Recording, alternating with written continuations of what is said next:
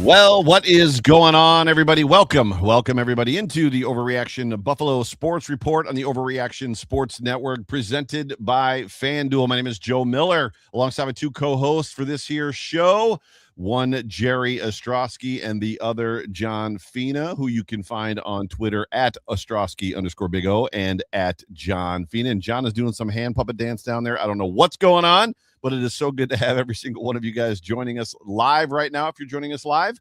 But do us a favor, whatever platform you are consuming this presentation on, whether live or in post, please hit that like button, hit that subscribe button, leave us a comment or a review if you can. Help us get our metrics and our numbers up. Share it with a friend, all of that good stuff. But gentlemen, it is so good to see you both for this episode. But first and foremost, John Fina, you don't look like you are in Tucson, Arizona. No, man, I am in the one of the hearts of Western New York, one of the atrium of Western New York. I'm in Rochester, where my family's from. I'm sitting in Joe and Mike's bedroom upstairs on Crestview Street, a place that I had visited my entire life. It is, check it out, guys, Uncle Joe, Chuck Fina's older brother. It is his 94th birthday. Wow. And this picture, if I can get it to come up here, this picture is from Uncle Joe, 22 years old in Fort Carson, Colorado, doing his Army duty. We're flipping through the book. Jerry, you'd have loved it. Like this book of all these guys doing their exercise, and it was like loosening the muscles. You can almost hear that like 1940s movie voice over the top. So shout out to Joseph Paul Fina for his 94th birthday tomorrow. So there's also another birthday to potentially mention, Jerry O. Yeah, well, I'm looking at Uncle Joe. I don't know if he looks like Joe Paterno or Robert De Niro, one or the other. He got a young Robert De Niro look to him as well. Like it's like Raging Bull or Taxi Driver. I don't know which one it is. But put the glasses on him. That's Joe Paterno. But my mother turned 82 years old today. So happy birthday to Helen Ostrowski, my mother. She's 82. Happy birthday, Helen Ostrowski. She is active as all active can be. She's probably the reason why the auto insurance rates in Tulsa have gone up, because she drives still at 82. And she lives here with us, and we love that she's here with us. We love her, and it's happy birthday to Mom. So awesome. Got a lot of stuff to talk about here on this episode of the Overreaction Buffalo Sports Report. Gentlemen, there was a reported 51,000 fans who piled into the new Highmark Stadium for the first ever fan event type experience, which was the blue versus red game. One, John Fina was in attendance. I could not be there. We'll talk about that in a second. We're also going to talk about some injury concerns, some play on the field, to include what we're all hoping turns into what we all want, which is some Josh Allen and DJ Moore chemistry, and then just some other stuff. But I think we probably should start with just around the stadium experience. And Jerry, I feel like you and I are going to be sidecar for a lot of this. I know that we'll have some comments in here, but John, you had the opportunity to be there at a family reunion. I could not go. Was hoping I could get out early, did not get out early, so ended up missing it. But first impressions of the stadium for somebody that's been there, because we have not. Yeah, I got to say, I mean, that it's like a little bit up on a hill from the parking lot where we were at, and you get this feeling like this freaking thing just landed from outer space. It's beautiful. And you start walking up, you got landscaping now, right, which we never had in a measurable and enjoyable kind of way. Hey, and it's just they had those big giant weird rocks all over the place. That's not landscaping. No, not particularly. They pulled those out of the lake.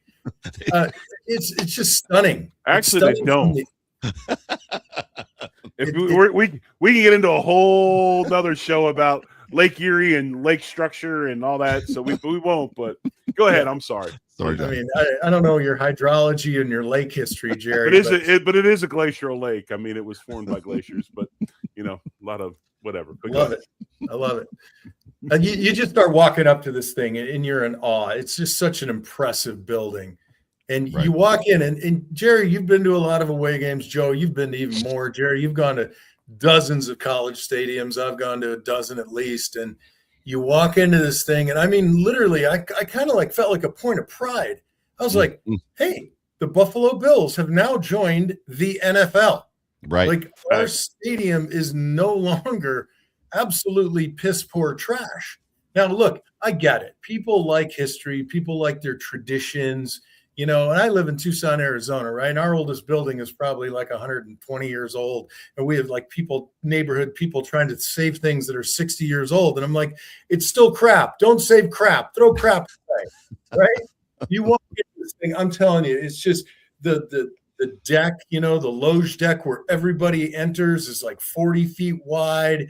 That's probably one of my favorite parts is that loge deck when you walk in. You'd have to spend a week in there to notice every detail. And that was what was so exciting about going through Twitter today was people were like, I saw the little sign under the ketchup and mustard and said, hey, no squirting ketchup and mustard here in reference to Pinto Ron. Right. I saw Allentown. And I mean, I would have to go to probably 10, 20 games and walk around for 2 hours to see it all. It's really a feast for the eyes.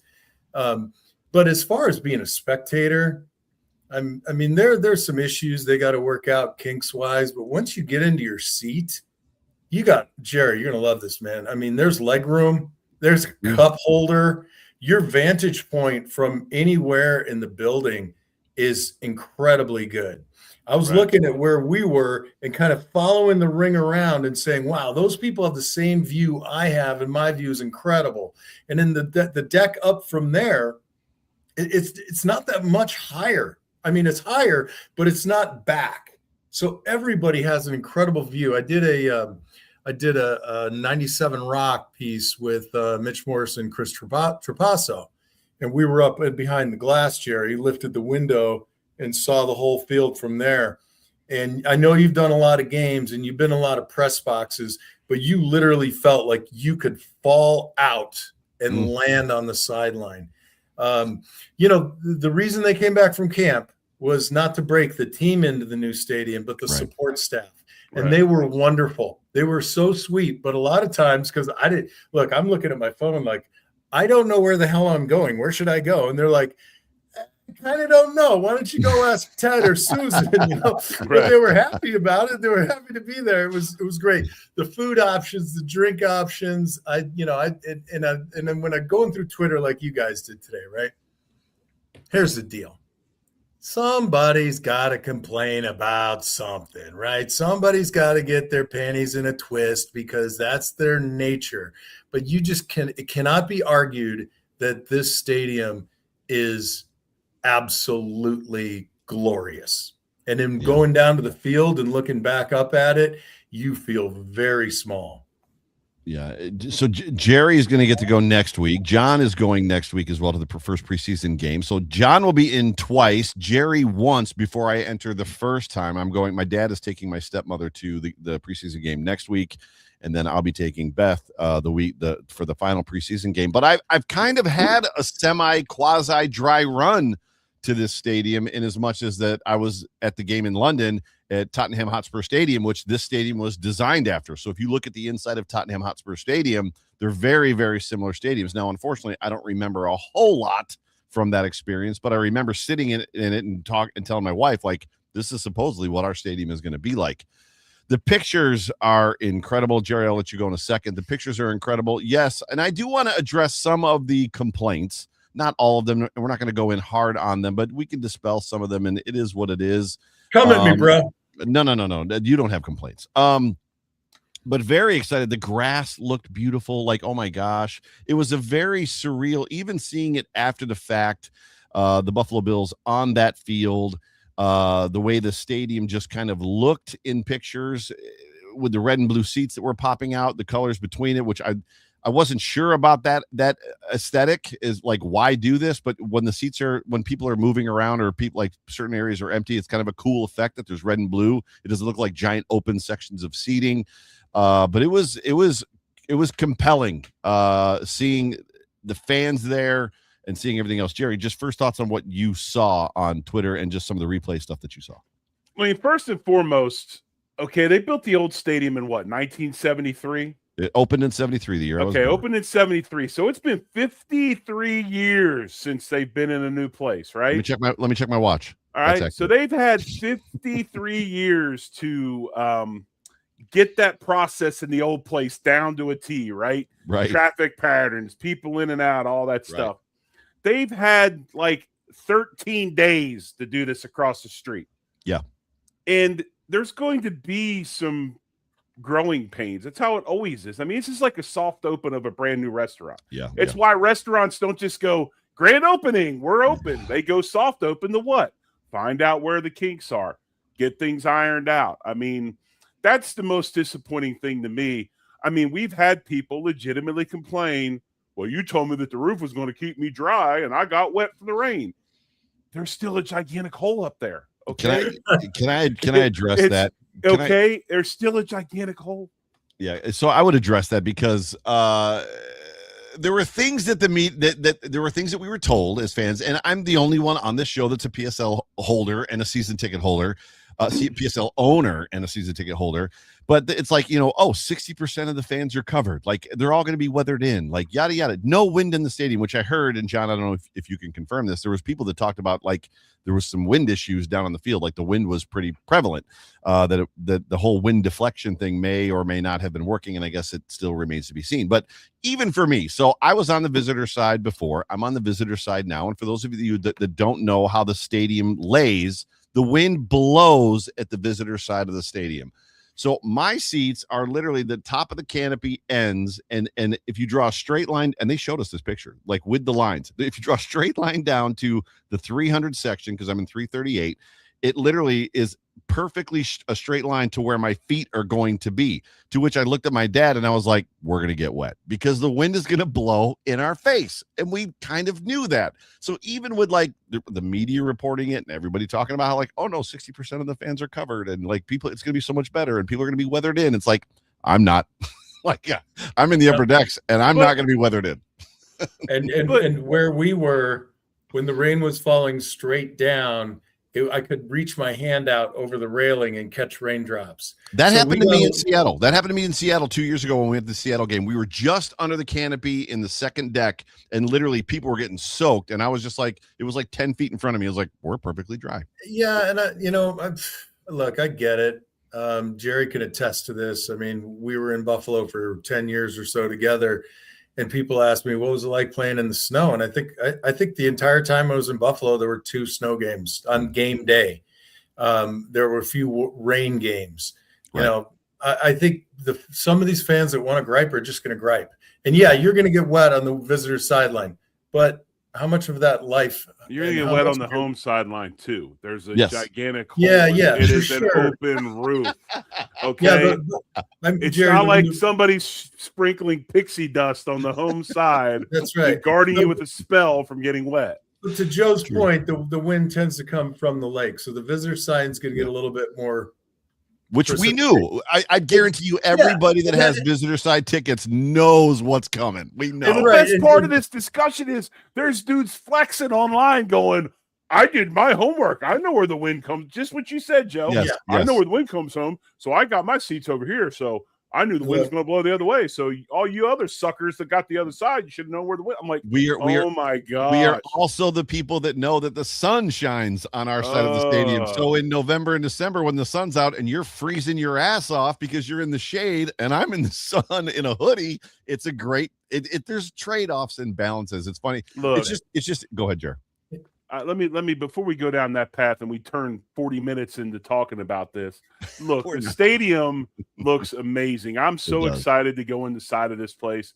Yes. It's crazy. Like I am so like I didn't realize there was a home preseason game Saturday. We're coming up for a bunch of stuff, and I'm like, I said something to John. John's like, well, dumbass, there's a home game on Saturday, and I'm like, there is? He's like, yeah, 12 o'clock. There is. Yeah, and then he gave me the wrong time, which makes it even better. But it's like, hey, at least I'll be there by 12. Right. I'm so fired up for this. It's crazy because I was like, that was the first time in a long time I had some serious FOMO last night. I was watching everything and the comments. I'm like, this place looks absolutely spectacular. And what John talked about, the straight verticality of the seats gives you that view that it's like no other. It's the best, man. It's the best, and so I'm excited for it. Jerry, when you said about a dry run, they did a dry run with 51,000 people. Right. Right. And it played off pretty damn good. Guess And I'll when the tell next you dry another run thing, the is? energy, Saturday. and you're gonna get this energy whether you were there yesterday, next week, or the home opener, or whatever the hell it is. People are walking around with pie-eyed faces of wonder, just soaking it in. I've never seen so many Buffalonians in a good mood at one time in my life. It was utterly fantastic. It was infectious. Yeah, the upgrades are many, from the food to the aesthetics to just different things. It was funny. There was somebody on Twitter who was like, "Oh, they even like incorporated the Charge logo into the design of the stadium," and I was like, "Actually, they didn't." That's literally what Tottenham Hotspur Stadium has too, which is that whole section that kind of comes down and the stands on the one side. It's like, no, that's actually that's an engineering feat. For some reason, they have to do that, or they had to do that in the building, in the plans.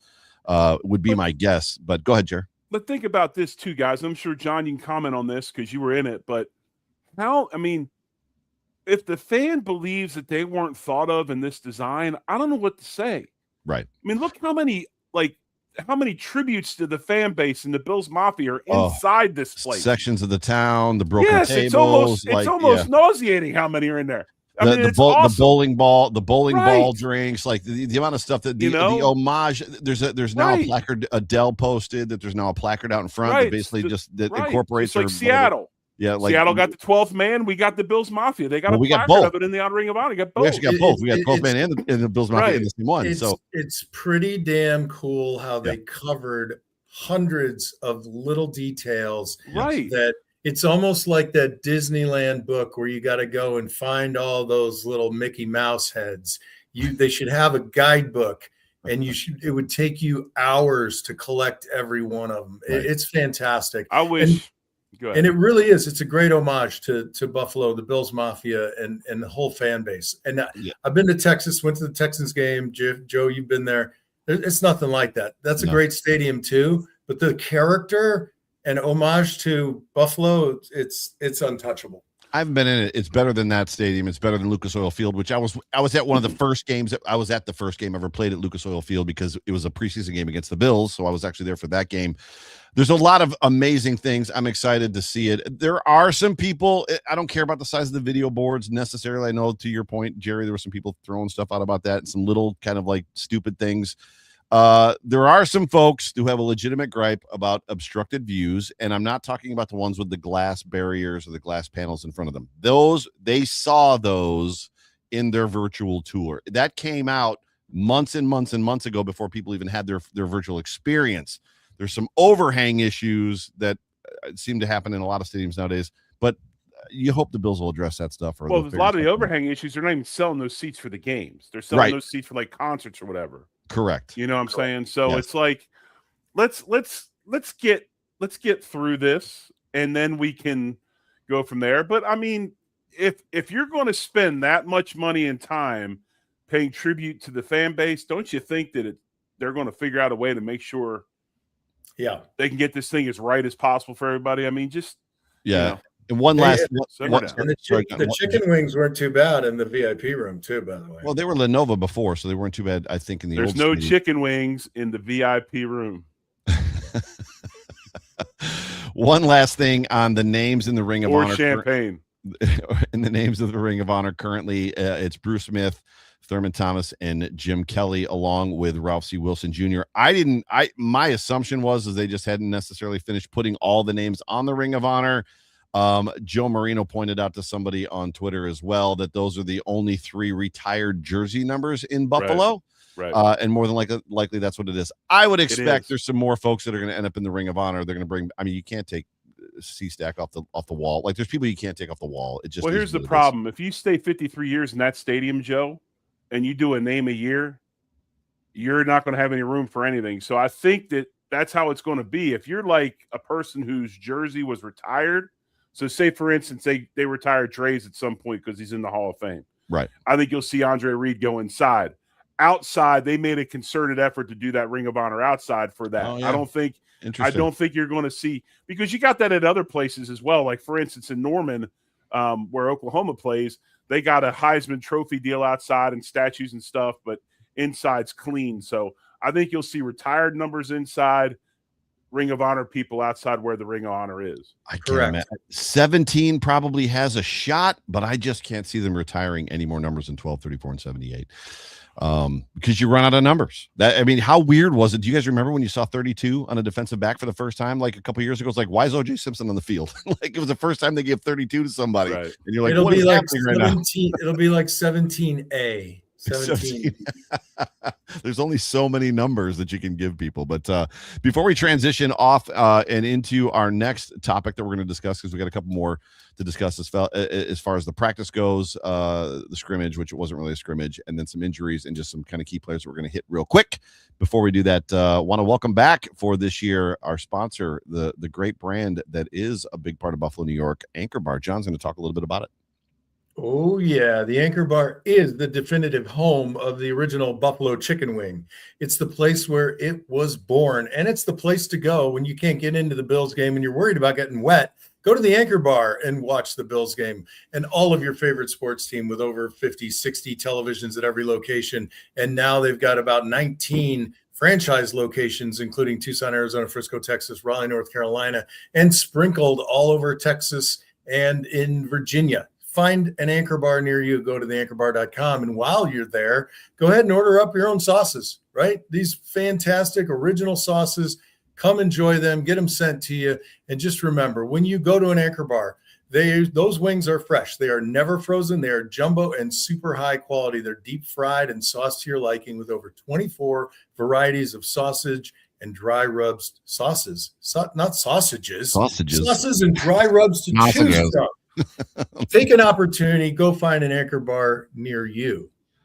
Awesome. Very By the thankful way, for- and I don't know if you know this or not, but all the Anchor Bars are equipped with an inside and outside door system specially designed to reduce the wind flow inside the Anchor Bar. So when you're inside, it's going to feel a lot less windy than it is outside. But I heard only 60% of the patrons are actually covered from the weather, Jerry. So we'll have to see. Okay. And the TVs are really small. The TVs are really small too. I heard that as well. So they installed the little TVs instead of the big TVs. The last topic, or the last thing I'll bring up on that is just the legroom piece, because I've seen a ton of pictures about the legroom piece, and this is what's going to be interesting for me, because I know you two are former professional athletes. You're both enormous in your own right. I am 6 feet tall, we like to say. 215 pounds. I'm not a small man. I'm wide enough. My dad is similar in stature.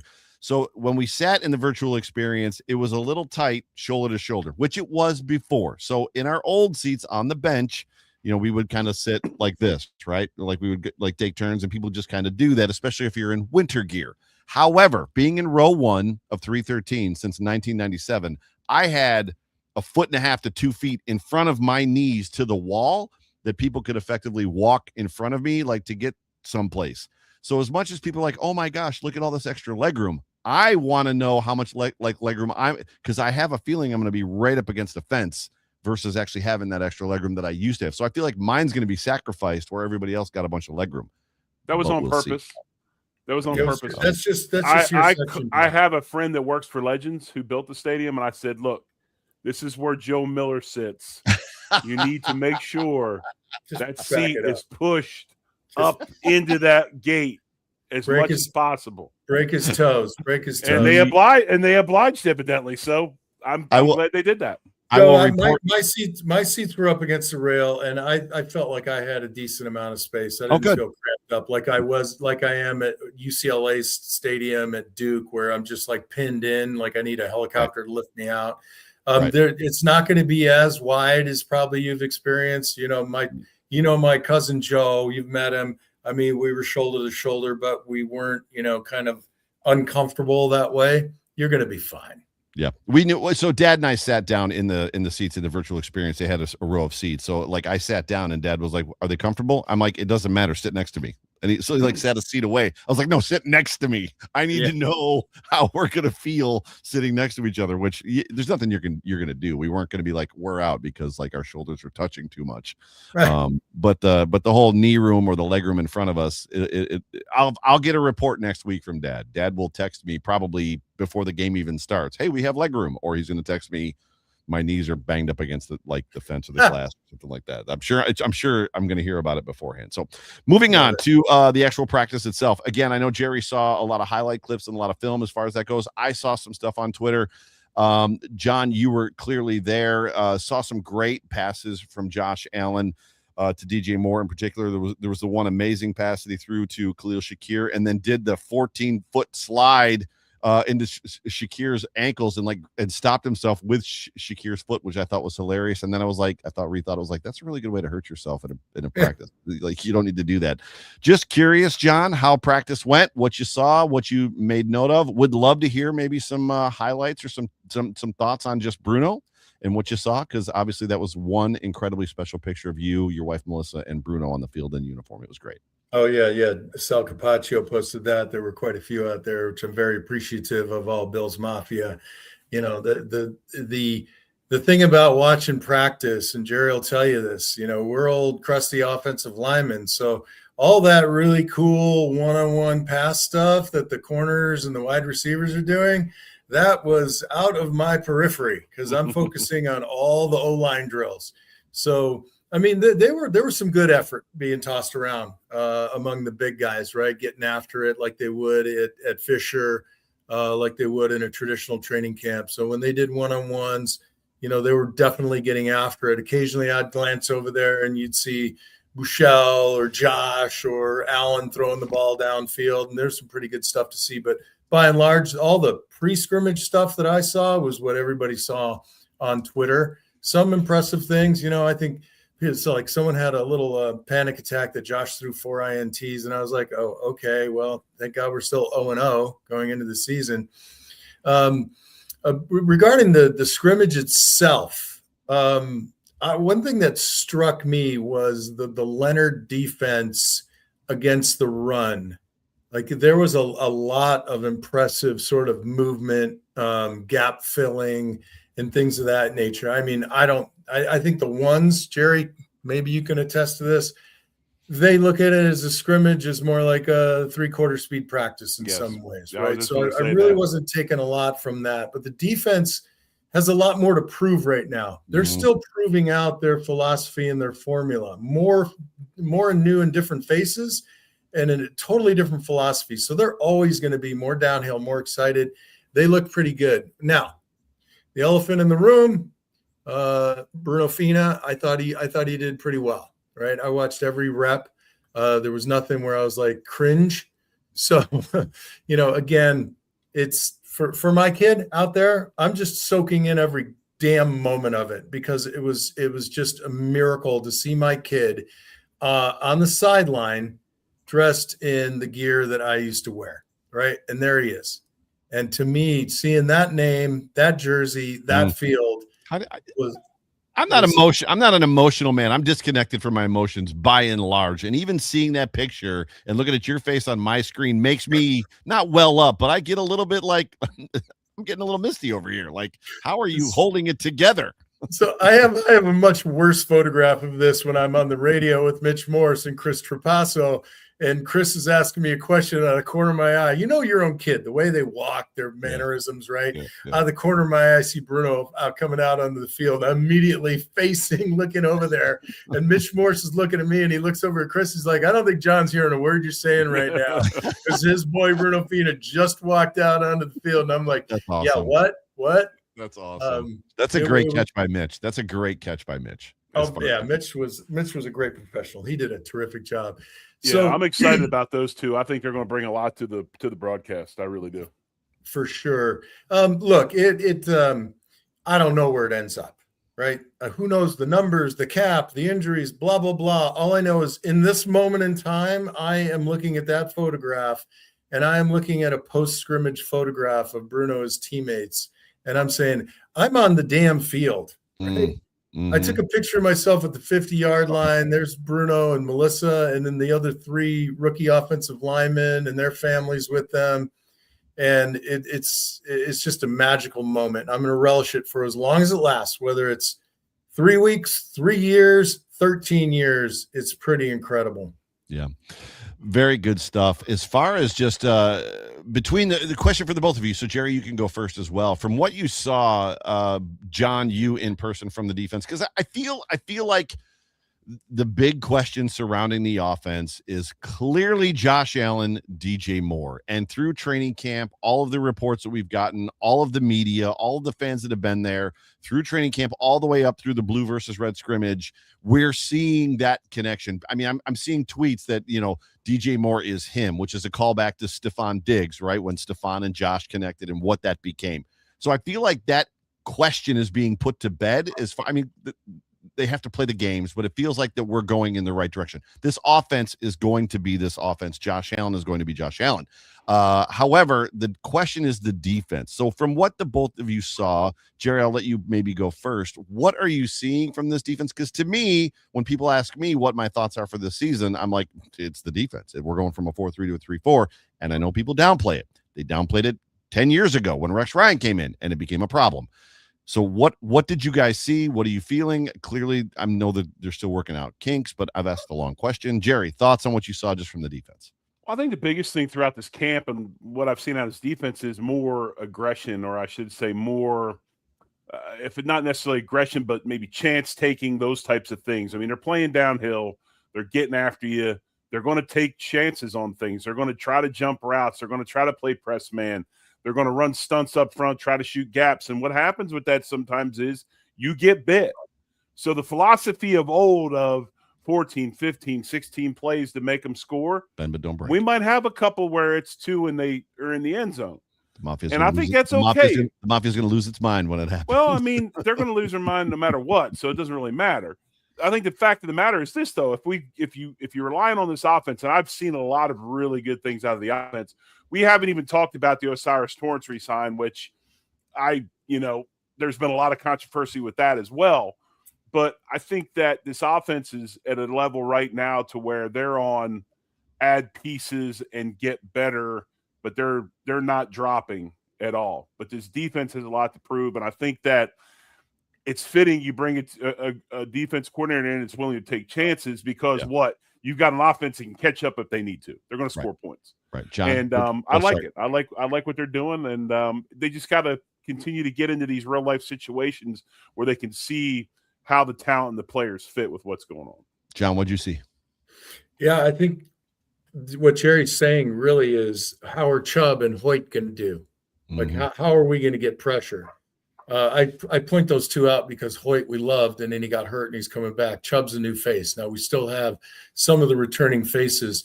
And to what Jerry said is like, we're going to take a chance here. We're going to take a stab, right? And I think that invigorates players. They want to get this feeling where, hey, I'm just getting cut loose, right? This is like college all over again, where I'm just whipping, tackles that don't even belong in our conference, right? Stuff like that. So to me, this is super exciting. And I everybody who asks, I say the same thing. If this defense can shave 7 to 10 points off of every game, and we're the top 3 scoring team in the league, that's it. Even if sometimes it's just a field goal. And in the way the game flows, sometimes really a field goal is really a touchdown, because when you're stopping people and turning the ball around, that's a pretty damn big deal. Jerry's right. We plug and play on offense because we've got great players. We're moving people in. It's just moving positions around. I like what they're doing with Shakir, the little bit more vertical action with him. I like what I saw from Kincaid. He's going to be a true weapon. Really, everything kind of lines up well where we get to just kind of look over at that defensive side of the ball and say, come on, meet us halfway. Yeah, the conversations that I get into about the defense in particular, and I'm not trying to be a negative Nancy or a Debbie Downer or just negative in general or devil's advocate. I mean, the defense is a concern for me this year. I feel like this is one of those situations where to expect greatness year one in a full-on defensive regime change is probably expecting a lot. But I often remind people when they're like, well, the McDermott defense was so bad. And I was like, it actually wasn't. Like, they were top 10 to top 5 a lot in the NFL, both points, yards, passing and rushing.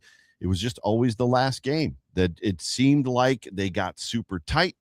and they just effectively got, I don't want to say scared, and you guys are former players. You've been down this road, so you might be able to talk about it, but it just felt like things changed in that last game, or they just got beat, and maybe that's what happened as well. But the McDermott defenses weren't bad defenses. They were never in the bottom of any category as far as other than sacks, which clearly is what we're after at this point. Go ahead. But here's the thing. I mean, if you look at camp right now, what's going on at camp, the outside pass rush has been a non-factor. I mean, Chubb hasn't done much. I mean, obviously it's practice and we haven't gotten to a game yet, but Chubb hasn't done much. Parker's pretty much just there. I mean, Rousseau's trying to feel his way. I mean, I think the best guy that we've seen up front is the guy coming off an Achilles tear, which is Hoyt.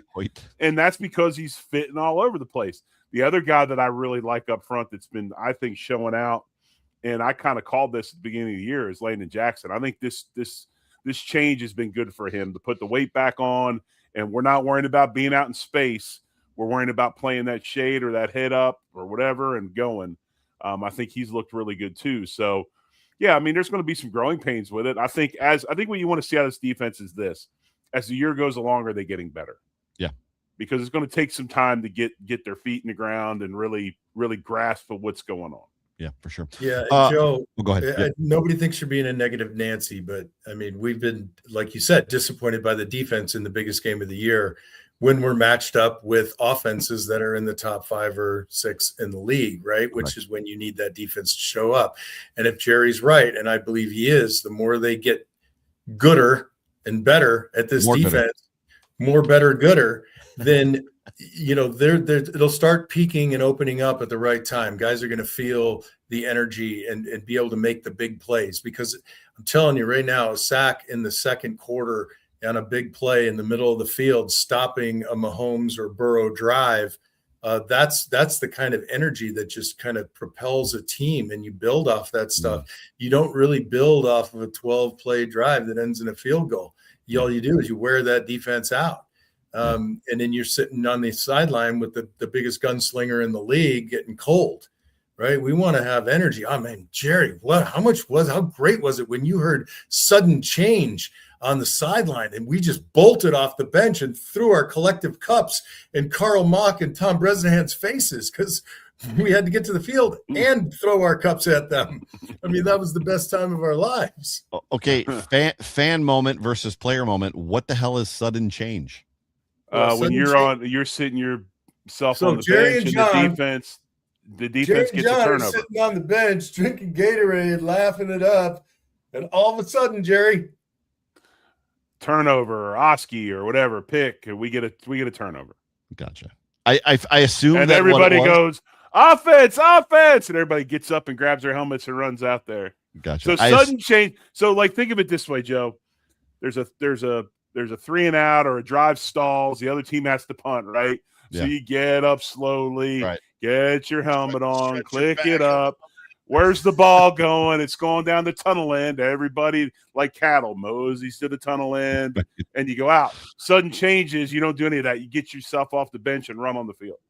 Yeah. So I would say, so that was my assumption. I pretty much knew that's where you were going with that, but that is a phrase that, as a fan and a fan that has been doing this for 8 or 9 years, I've never heard a player or anybody mention the phrase sudden change. So is that something that somebody announces, like on the sideline? Somebody starts yelling sudden change? Yeah, no? I mean, everybody does, because the team's going nuts because you got a turnover and the coaches are screaming, sudden change or whatever. Then there's there's a coach or two grabbing players, ripping them off the field. We're going to get a penalty. There's all it's organized chaos. It's a very good time. Well, getting into the major gun thrower getting cold on the sideline, if you are of the betting ilk, sports betting, we are, as you know, presented by FanDuel, and the current MVP favorites for FanDuel, if you are into betting futures as well, which, bad news, if you live in New York State, you are not allowed to bet futures on FanDuel in New York State, but if you're outside of New York State, you can bet this. Josh Allen is the current favorite to be the league MVP at plus 650. Lamar Jackson is number 2 at plus 850. Joe Burrow at plus 900. Matthew Stafford plus 900 as well. And then Justin Herbert rounds out that order at plus 1,000. Much thanks to FanDuel. But yeah, if you are into sports betting, sports gambling, and all that kind of stuff, FanDuel is where you want to go. Last thing that we can probably chat about real quick before we get out of here is just injuries.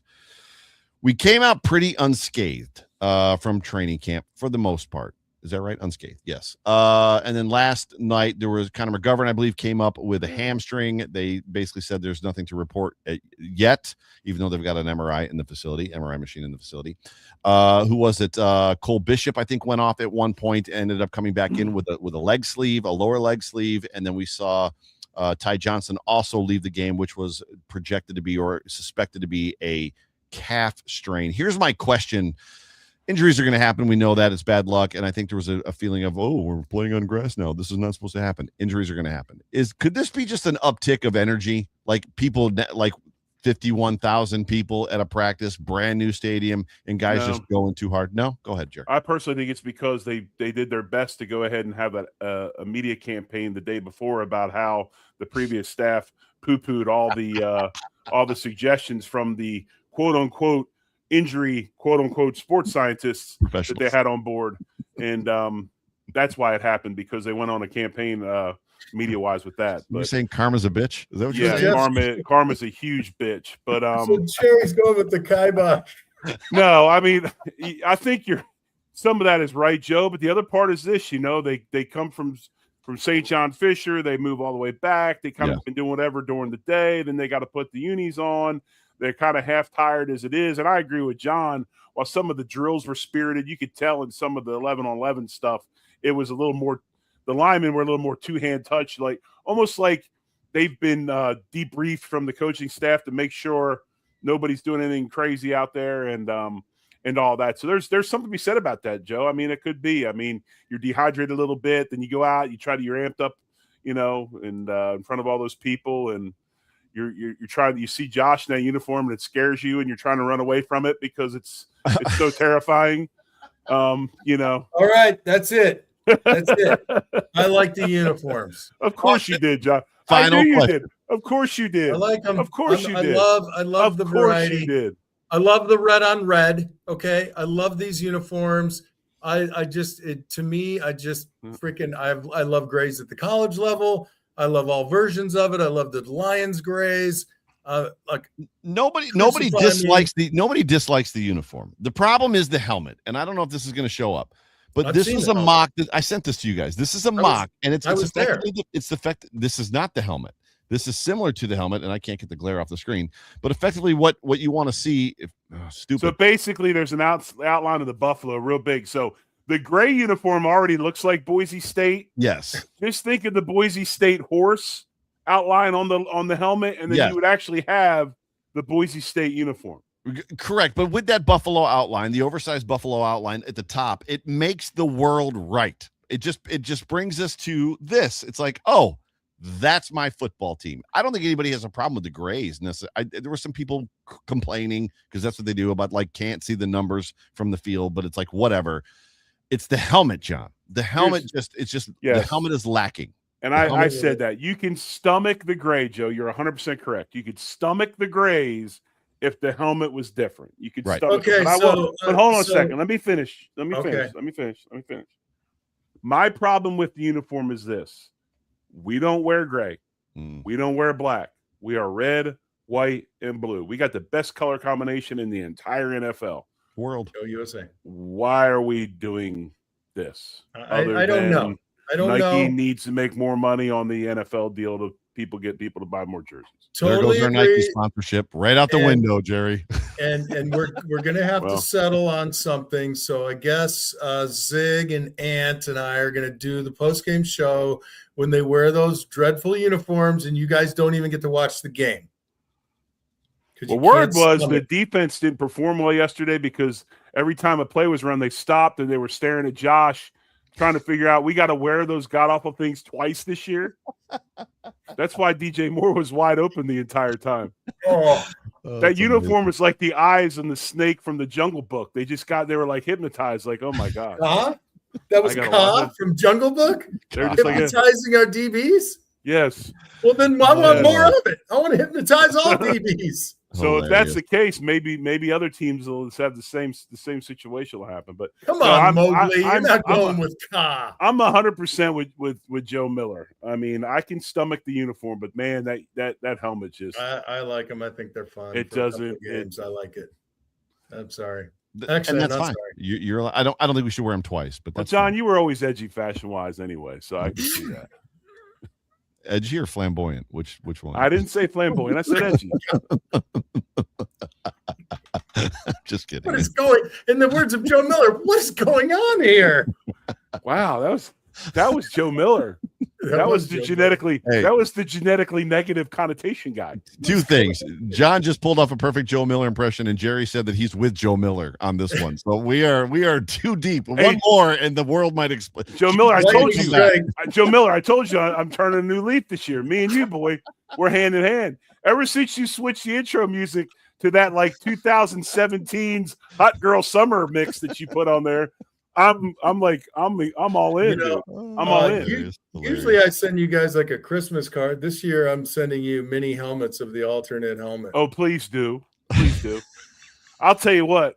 And then I'm gonna get Josh to sign it, so you won't even know what to do with it. We can't throw it away. Then we can't throw it away. That would be amazing. That's how you get somebody that you don't like. I'm waiting for that. I'm waiting for somebody to get like the one of Josh wearing that uniform, and they sign it. And like, there's a guy on YouTube called King of Cards. He's a younger guy. He's awesome. He does all this collectible stuff. He's like, well, we got this 1-on-1 of Josh Allen. What would you rate? He's like, well, if it was in the standard uniform, it'd have been, about $50,000, but it's in the new alternatives. We're selling those. That's the $75. Exactly. It's in the how are these Buffalo Bills uniforms colors? No, it's it's fine. It's sports. I'm going to say this. I've been saying it since what John is wearing came out. Why in the world do we not have a white camo stormtrooper uniform for the Bills with the helmet? John, pull your shirt up a little bit just so everybody can. That white camo, and that's a Bills shirt. Like literally, if they gave us that, you want to talk about selling out? Those hats were gone in like 10 minutes. You couldn't get them anywhere in Buffalo when those Salute to Service hats came out. I have that in the Salute to Service hoodie. It's the bomb. You could not get them. They went so fast. Give us that uniform. That's the uniform I want. They were all sold out because some of my friends, they offloaded them off the back of a truck at midnight. You were looking at the wrong shop. Coming up this season on the Overreaction Buffalo Sports Network, Sundays and Wednesdays, as we are reprogramming and reformatting. We talked about it a couple of weeks ago, the Overreaction Sports Report. So we'll have the typical Overreaction post-game show on Sundays, and then we're going to have a pregame show with myself, John, and Jerry on Wednesdays for the upcoming week. Those will be the two shows that we are together. Monday is a reformat as well. The Off Tackle with John Fina show is going away, and we are going to be replacing it with a show called The Aftermath, which will be John and Jerry and potentially Zig Fracassi. No, Zig's in, man. Zig told me he's in. So the three of them. So John and Jerry and Zig Fracassi will be on The Aftermath, where they will be basically, now that the dust is settled from Sunday or whatever the last game was, we're talking about it on Monday. Tuesday is still potentially going to be on the beat, looking for a host for that show. And then Thursdays, Mafia BPA. Friday, Mafia Bets. I can't say Bills. Mafia Bets with Dan, Freddie. And then Saturday, the walkthrough with Anthony Marino. Gentlemen, is there anything else you would like to say before I get us out of here on this Sunday evening? Yeah, Joe, tell Joe. John, tell your Uncle Joe we said hello, happy birthday, and tell your family we said hi. Yeah, I just want to say I'm ecstatic for you. I'm excited to be at this game Saturday with you when Junior comes out on the field. I will cherish that moment. I'm looking forward to it. I will be a proud uncle sitting up there smiling, grinning ear to ear. I cannot wait to see it. And man, just I'm fired. I don't even have anything to say. I can't say I'm fired up about it, man. I'm getting choked up. I'm getting choked up talking about it. Right. every 5 minutes, I have to pinch myself. And Jerry, by the way, real quick, I have to bring this back up. These lovely ladies. It's been how long? I mean, one group pick, they went right into sorority girl party pick mode. Look at them, all of them, me, every one of them in the party pick mode. So tell Melissa and everybody I was proud of them. Good looking out. Awesome. Jerry, happy birthday to your mother. Thank you. It's awesome that she's still cranking and having a good time and just enjoying life. I love that. I wish that for all of us. And beyond that, man, I'm just super excited. I don't care what uniforms they wear. This building is impeccable. It's a cathedral. And, That's a great point. I'm Catholic and I worship Jesus Christ, but I'm going to go there and I'm going to worship football and the Buffalo Bills, man. Well, I can't wait to see both of you next week, or I should say this week, later this week, as both of you will be returning to Buffalo, and we're going to get to spend some time together. Looking forward to that. But ladies and gentlemen, thank you so much for tuning into the Overreaction Buffalo Sports Report on the Overreaction Sports Network, presented by FanDuel. Appreciate all of you joining us. Hit that like button and that subscribe button on the way out. Please share with a friend, all that good stuff as well. But for me, for John, for Jerry, for all of us here at Overreaction, we appreciate you guys. Love you. Go Bills. Go Bills. Much love, folks. Thank you very much. Go Bills. Go Bills.